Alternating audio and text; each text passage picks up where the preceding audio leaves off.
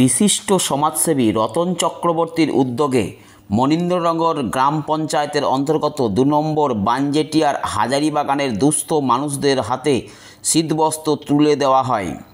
এদিন শীতবস্ত্র প্রদানের সাথে সাথে মুর্শিদাবাদ জেলার প্রাক্তন ফুটবলার, রেফারি এবং কোচেদের সম্মানিত করা হয়।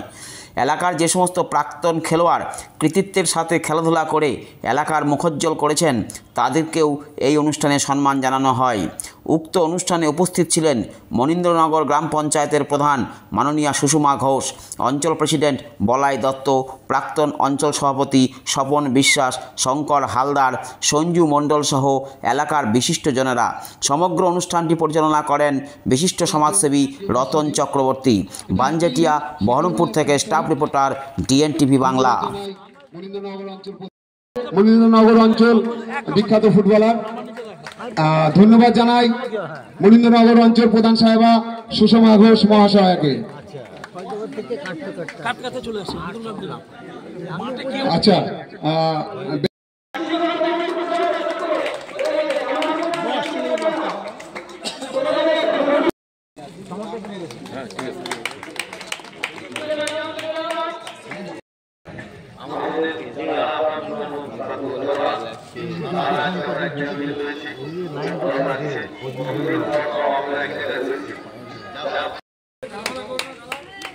ধন্যবাদ মনীন্দ্রনগর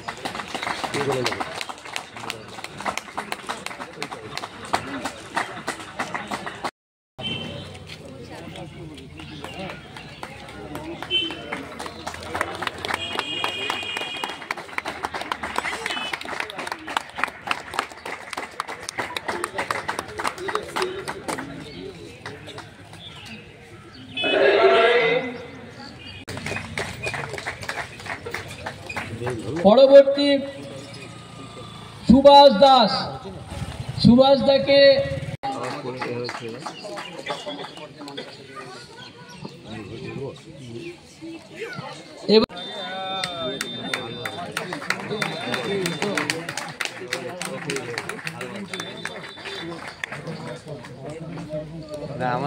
আমাদের সব ঘুরতে তো যাই তো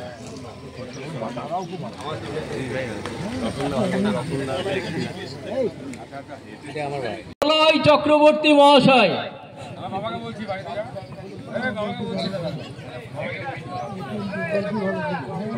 এক সময় সেই তিন কাঠির মধ্যেই যাকে আমরা দাঁড়িয়ে থাকতে দেখি, দিলীপ দাস মহাশয়কে,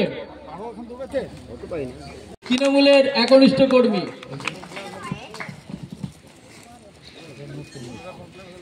মঞ্চে আসার জন্য অনুরোধ করছি প্রদীপ দাস।